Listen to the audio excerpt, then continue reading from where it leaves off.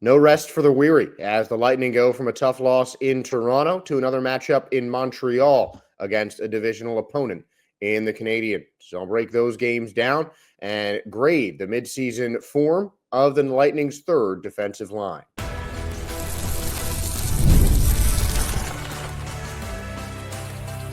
You're Locked On Lightning, your daily podcast on the Tampa Bay Lightning, part of the Locked On Podcast Network, your team every day. Josh Sperber, thanking all of you for making Locked On Lightning your first listen every day. We're part of the Locked On Podcast Network, your team every day. And if your team is the Tampa Bay Lightning, then this is the show for you. And today's show is brought to you by FanDuel. From the first whistle to the final drive, FanDuel makes the NFL playoffs even more exciting. Right now, new customers can bet $5 and get $300 in bonus bets if you win your first bet. Just visit FanDuel.com to get started. And we will get started by breaking down another tough loss in Toronto for the Lightning. The Lightning have now faced the Maple Leafs 3 times, and Toronto has scored 5 goals in each of those matches, a 5-2 win for the Leafs in October, the last game these two played in Toronto, and a 5-3 win in Tampa at the end of November, where Victor Hedman collected his 600th career assist, first Lightning player to ever do that. He has 603 career assists now, as he got 2, Kucherov got 1 in the 5-3 loss. And this was a game that the Maple Leafs kind of controlled from the beginning. First period, less than 4 minutes in, Austin Matthews with just an incredible individual effort. I mean, it's one of those goals that it's just difficult to stop. He kind of took it, found some open space with a really nice move and took himself in open ice and got himself a goal. Just a great player making a great play. And that is, I think, what really started it. You can't say that one thing was just that one goal was, the big momentum killer, but it was definitely a big part of it. I think the real dagger was that power play goal from Matthew Knees in the third period, about halfway through.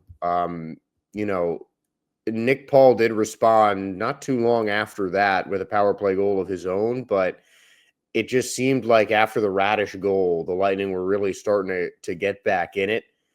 And the Paul one, the Paul goal was great. Just after that, it seemed like that seemed like a too little, too late sort of shot. It really seemed like if Knees hadn't scored that goal, you think the Lightning might have had a better chance. That just really seemed to be the nail in the coffin, the dagger. But you got to give the Lightning credit for staying in it till the end. They fought hard. They pulled the goalie on the earlier side. The Leafs ended up with an empty netter, but I think the Lightning did what they could in this game. This was this is probably the most closely contested game against the Maple Leafs the entire season. It might be the same score as the game at home, but if you remember, that was the game that the Lightning scored 3 goals in the final 8 minutes, I think, in the third period. I mean, it was a game the Lightning just didn't seem like that they could win. Both of the two previous games really felt like it was the Maple Leafs controlling from the start, and that was kind of the same yesterday.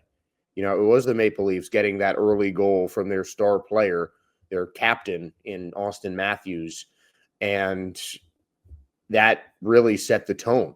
It's 1-0 after the first period, and the Lightning are just playing catch up for the rest of it. So, I think that this was still the most winnable game in this season series so far. The Lightning had a couple chances while they were within 1 goal, and until the empty netter, it was a 1-goal game for most of the night. But it just the Maple Leafs just got out to a solid lead, and that was it. They held that lead, and that's what good teams do. And Toronto right now leads, obviously, the Atlantic Division by a solid margin. 5 points ahead of the Panthers, with the Panthers playing one fewer game than the Maple Leafs so far to this point. The Lightning still remain in third, a point and a game in hand over the Ottawa Senators, who have overtaken the Boston Bruins. That free fall finally taking them out of the top four. They're still one of the top wild card teams, so plenty of Atlantic Division teams represented in the playoff race, but it is the Toronto Maple Leafs still leading and still showing that they are just a step ahead of the rest of that division as of right now. I think that is maybe the biggest takeaway from this game. You know, they just have the offensive talent that keeps them out ahead. The power plays were another interesting stat in this game. I feel like that's something that I usually will mention as a key component in the game, but it was almost even on power plays. And if the Lightning had gotten a second power play goal, really a first power play goal, the Holmberg hooking penalty at the start of the third period was not answered with a power play. That could have made things different. You know, that would have taken out the empty net goal, getting that early one. But you know, you can play coulda, woulda, shoulda all night. It really isn't going to change anything. Each team had one power play goal, but the Lightning were the only one with more than one chance. The Bolts still with an incredible power play on the season. They're 27.5% effective on the man advantage over the year, and almost 30% effective during the month of January. So that is something the Lightning have really continued to improve. And a lot of people felt like the power play was maybe the most vulnerable unit for the Lightning with Steven Stamkos leaving. But that has certainly not proven to be the case. The Lightning power play has been incredibly effective, and I believe by the end of the season, the Bolts could have the NHL's leading man advantage unit. I think it's that good, and it's been that effective for the Lightning so far this season. And this, you know, it was a big goal that Paul got on the power play. Just the Lightning needed just a little bit more, it seemed like, and the Maple Leafs just had a little bit more, and that's going to set up that game on the 9th of April. Obviously, a lot of things could be different by then. You could have one or both of these teams already clinch the playoffs by the next time that they meet. That's a definite possibility. And it's going to put a lot of stress on that match. It certainly puts some pressure on the Lightning going up against Montreal, another divisional team. And that in this case, the Canadiens beat the Lightning the last and only time these two teams have played so far this season. First of 3 games between the two sides right before New Year's in Montreal. It was a 5-2 win for the Canadiens. And, you know, Johansson getting this start, you know, there might have been a play or two that Vasilevsky could have made that Johansson didn't. But I'm not going to blame this. I just don't see the need to blame this on the goalie. I mean, especially a lot of the plays on a lot of the goals came off of, you know, poor checking at center ice, and just the Lightning losing the puck in a dangerous spot and giving the Leafs a breakaway. I mean, Austin Matthews did create that one for himself, but you look at Nylander's goal, it was just coasting in. I mean, that really just seemed to be how the Leafs got their work. They take the puck right around center ice, take it into their zone and put one in net. And when you're getting breakaway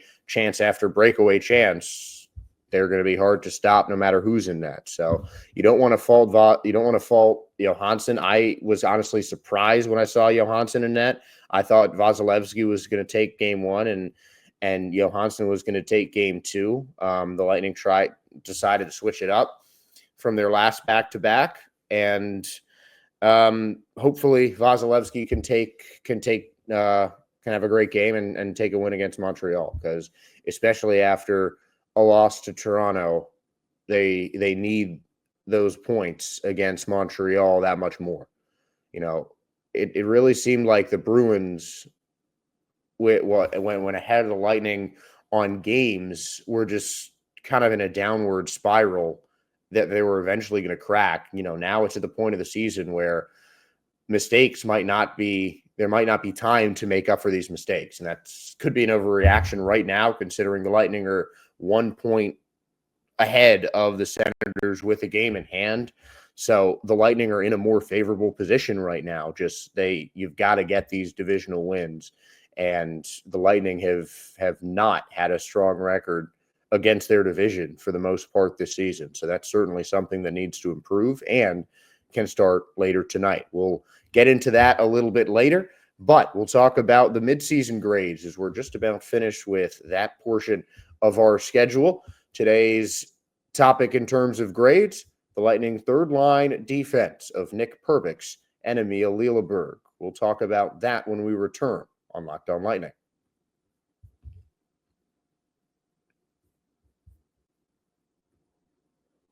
From the first whistle to the final drive, FanDuel makes the NFL playoffs even more exciting because right now, new customers can bet $5 and get $300 in bonus bets if you win your first bet. That's $300 to keep the action going. The FanDuel app is easy to navigate, and the variety of bets keep every game exciting. Plus, when you win, you get paid instantly, which means no waiting around for your winnings. Whether you're betting on your favorite team or just looking to add some extra excitement to the playoffs, FanDuel has you covered. Just visit FanDuel.com to join today and get started with $300 in bonus bets. That's FanDuel.com. Make this playoff season unforgettable with FanDuel, an official sportsbook partner of the NHL. The Tampa Bay Lightning and Montreal Canadiens odds on FanDuel have the Canadiens as a slight favorite, minus 205. The money line on the Lightning, though, at a minus 152. With the Canadiens favored to cover the spread. And the over-under set at 6.5 goals after a 7-goal performance the last time these two teams played each other.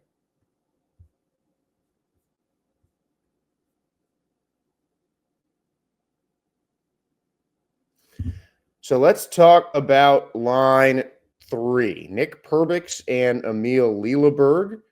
Lilleberg in his first full season in the NHL. After playing 37 games for the Lightning last year, has now set a career high in assists and games played. And also penalty minutes, as Lilleberg has kind of been the de facto enforcer for the Tampa Bay Lightning so far. And Nick Perbix, the smooth two-way defenseman, excels at moving the puck up the ice in his third season as a Bolt after they picked him in the 6th round of the 2017 draft.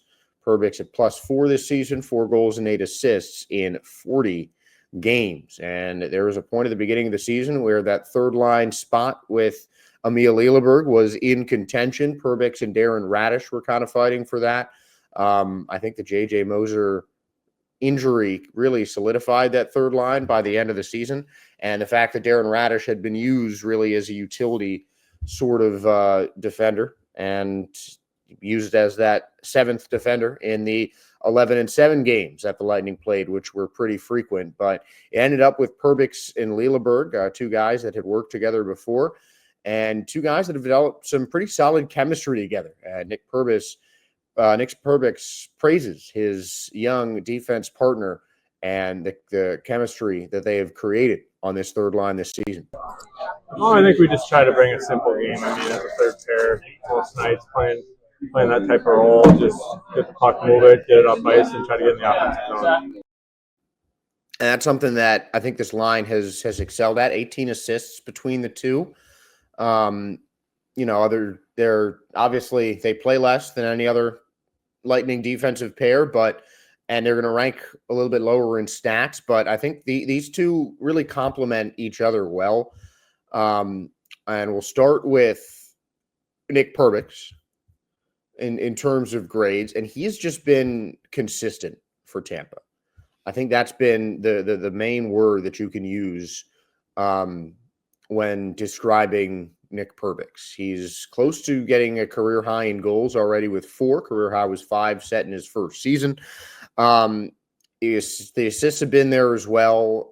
It's just, kind of efficiency with him. He really sweeps it up the ice, and he is, I think, the primary puck mover, it seems, between himself and Emil Lilleberg. And, as I mentioned, Lilleberg was kind of more of the enforcer. That's kind of the role that he's been in a lot of ways. And Perbix has done a really good job of staying back as much as he can and really playing solid defense.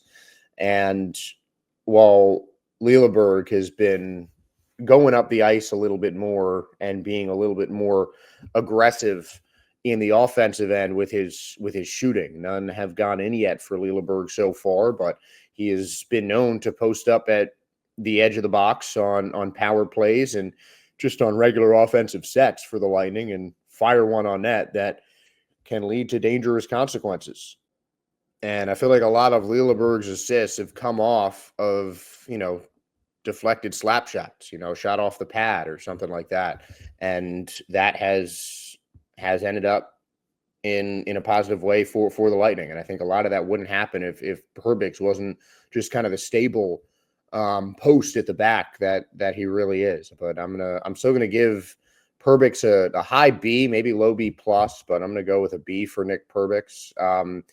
With both of these guys, you have just solid, consistent play. You don't expect too much from a third line pair. That's kind of, I think, what Nick alluded to. It's just about keeping it simple and keeping the flow of the offense moving.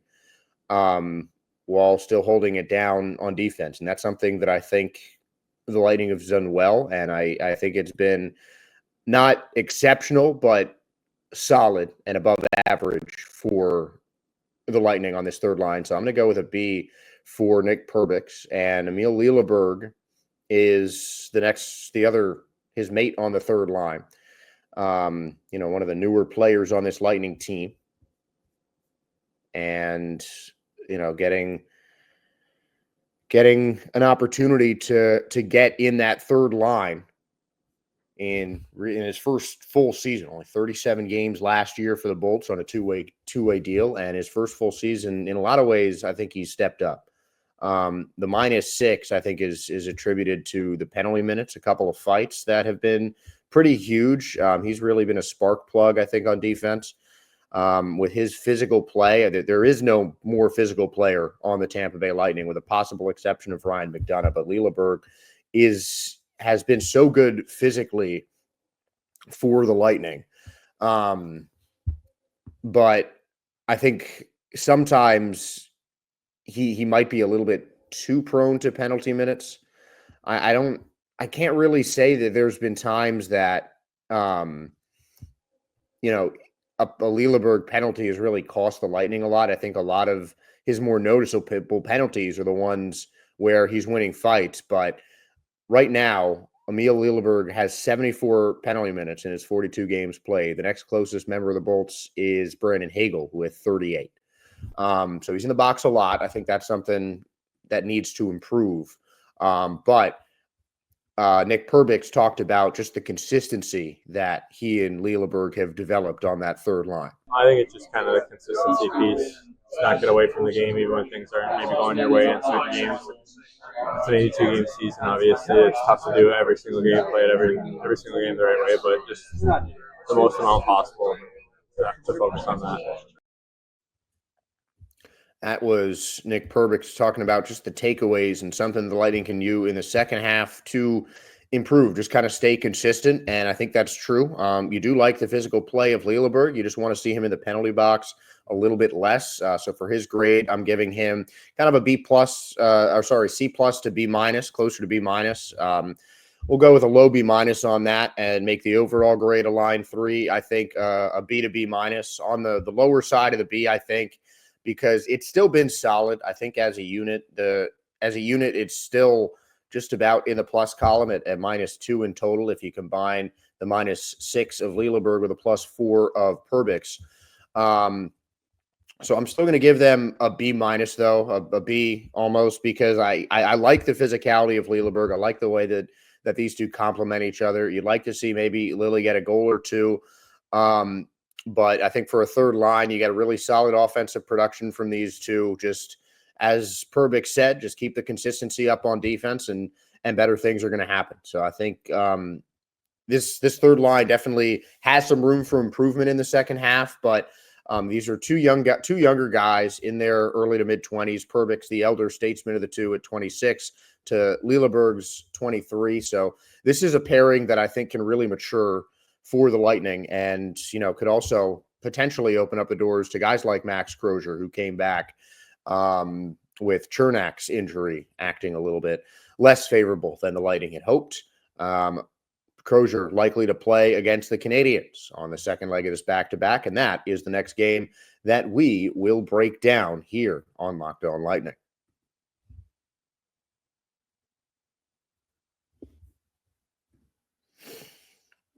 In sports, having a winning strategy is everything. It's how the best teams make it to the Stanley Cup, the Super Bowl, the World Series, and the Olympics. The same goes for life.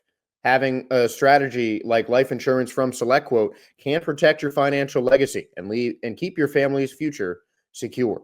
SelectQuote makes it easy to find the perfect life insurance policy. As one of America's leading insurance brokers with nearly 40 years of experience, they've helped over 2 million customers find $700 billion in coverage since 1985. What sets SelectQuote apart is their personal touch. Unlike other brokers that offer one-size-fits-all policies, their licensed agents tailor coverage to fit your unique needs. If you're in good health, you might even qualify for same-day coverage of up to $5 million. No medical exam required. And it's more affordable than you'd think. You can get up to $1 million in coverage for as little as $20 a month. So get the right life insurance for you for less at SelectQuote.com/LockedOnNHL. That is SelectQuote.com/LockedOnNHL today and get started. That's SelectQuote.com/LockedOnNHL. SelectQuote, they shop, you save.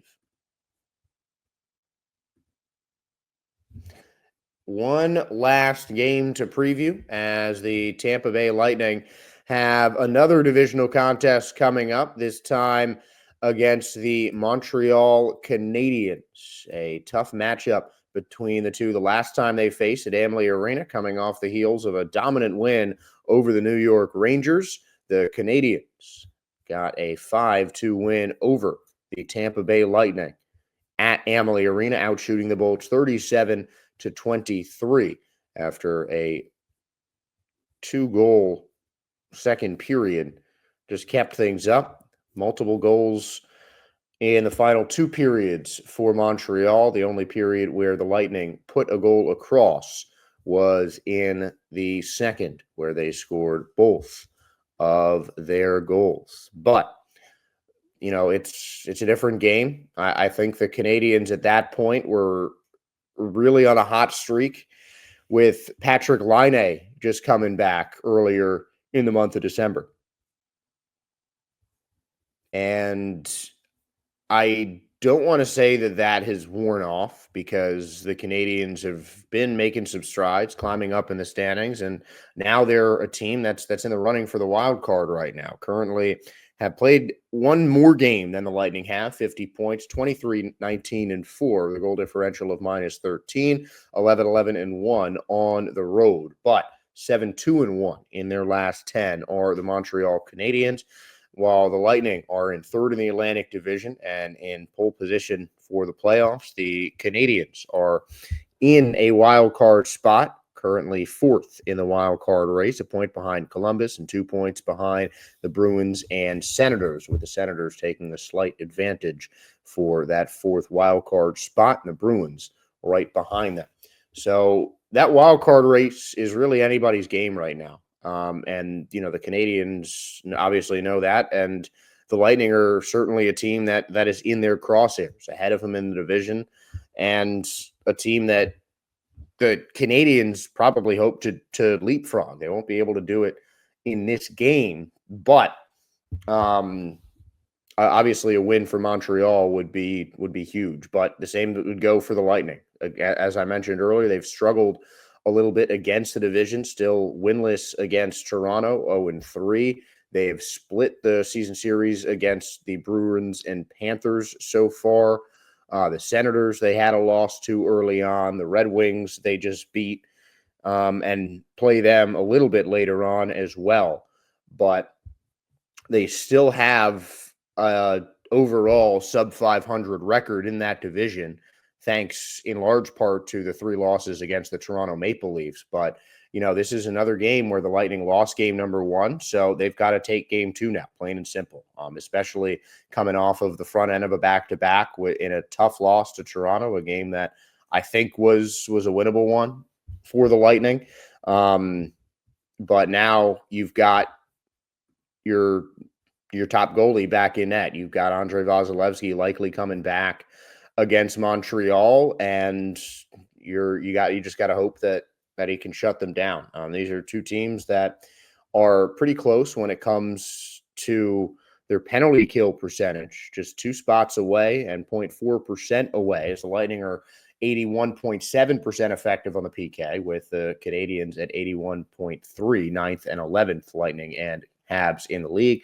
But the power play is different. The Lightning have gotten more deeply into the top 5, 4th in the league, with a power play percentage of 27.5. The Canadiens, 20.4% effective on the power play. And they are 26th in the league, averaging 3.33 goals allowed per game. So I think the Lightning's power play is going to be another place where they can take advantage. That is something that they've got a leg up on most of the teams in the league, and they've got to use that to their advantage whenever they can get a man advantage. So, any extra man opportunities obviously are going to be big for the Lightning, and that's something that they really look for to create some distance between themselves and their opponents. But, this is a high caliber offensive team against one of the worst defensive teams in the league. So the Lightning really are going to have to hold serve when it comes to keeping their offensive pressure up and getting some points against Montreal early on. I think as a team, the better the Lightning start, the better that they finish. You usually see when the Lightning can get their first period goals, a stat where they're among the top teams in the league in terms of just goals in the first period. When they can get on the board early and attack early on and just can get themselves in control of the game and keeping up their sustained offensive pressure, they're a hard team to beat.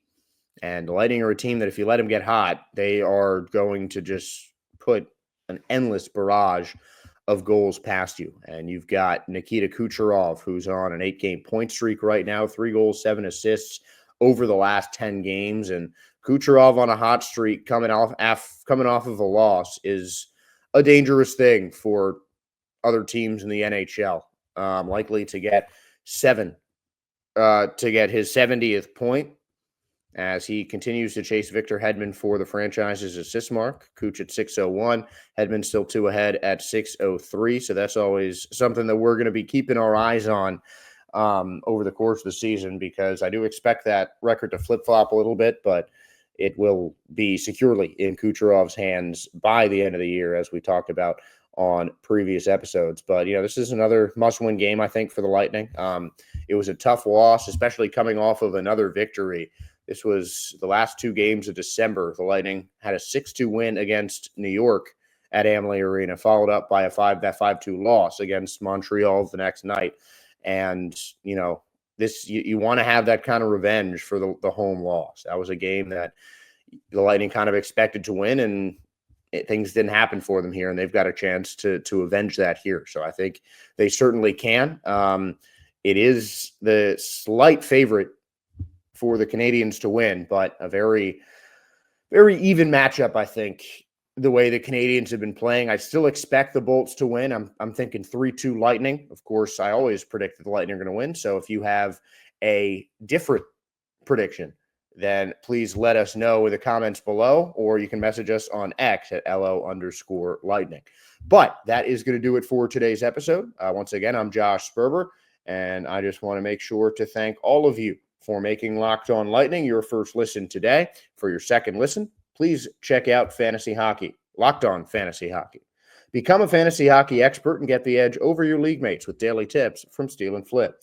Find Locked On Fantasy Hockey on YouTube or wherever you listen to your podcast. And once again, thank you for finding this podcast, and wherever you found Locked On Lightning, please sure to give us a follow, a like, a subscribe. We really appreciate your guys' support because we do the show for you guys, the fans. So fans, thank you again for being fans, and thank you again for taking a listen. Have a great start to your week, and go Bolts. We'll talk to you guys tomorrow.